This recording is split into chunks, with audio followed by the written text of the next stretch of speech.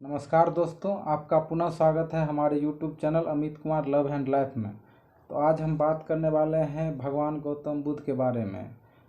क्या वास्तव में उनकी बातों में इतना दम था जिससे कि उंगली माल डाकू को भी उनका शिष्य बनने पर मजबूर होना पड़ा था। सबसे पहले दोस्तों, आप हमारे YouTube चैनल को लाइक, शेयर एंड सब्सक्राइब करें जिससे कि आप तक हमारा वीडियो सबसे पहले पहुँचे और हम आपको इसी तरह मोटिवेट करते रहें।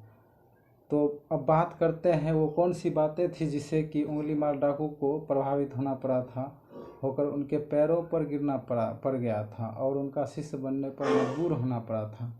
तो बात था कि मैं तो ठहर गया, तुम कब ठहरोगे।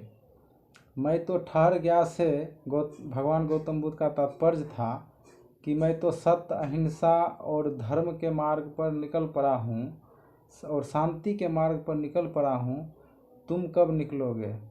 एक न एक दिन वास्तव में मनुष्य को शांति, सत्य, अहिंसा और शांति के मार्ग पर निकलने की तीव्र इच्छा होती है। बुढ़ापा जैसे जैसे आते हैं वैसे वैसे।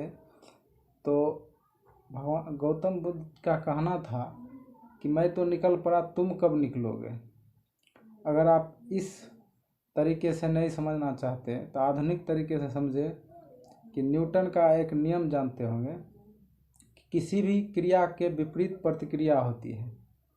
अगर आप गलत करोगे तो आज न कल टाइम लगेगा भले ही, क्योंकि किसी गेंद को आप हवा में उछालोगे तो जब तक वो अपने अंतिम सीमा तक मतलब जितनी ताकत से उछालोगे वो अपने अंतिम छोर तक पहुंचने के बाद फिर उतनी ही गति से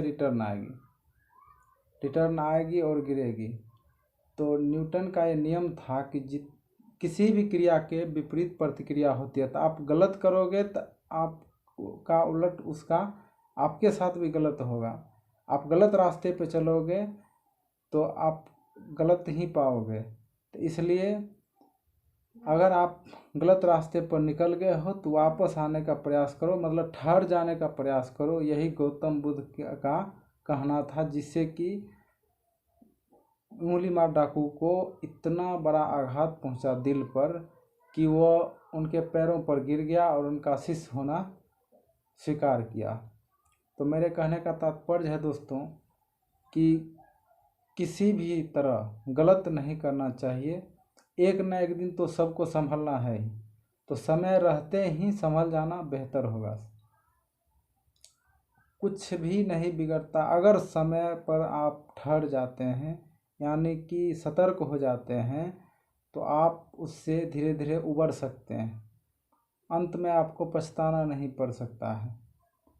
नहीं तो आप उबरना नहीं चाहते या उबर नहीं सकते तो अंत में पछताना ही पछताना है। जैसे कि आप देखते होंगे अगल बगल में, रिश्तेदारों में, घर में, कहीं भी एक न एक दिन सबको उसी हालत में पहुंचना ही पहुंचना है। तो मैं आपसे निवेदन करूंगा कि जितना जल्द हो सके अगर गलत रास्ते पर हैं तो आप संभल जाएं। आप में उतना मजबूती आ जाएगी, आप अगर अच्छा काम करोगे तो इतना मजबूती आ जाएगी आप में कि आप कुछ भी किसी को भी अच्छा मतलब बोलने में हिचकोगे नहीं।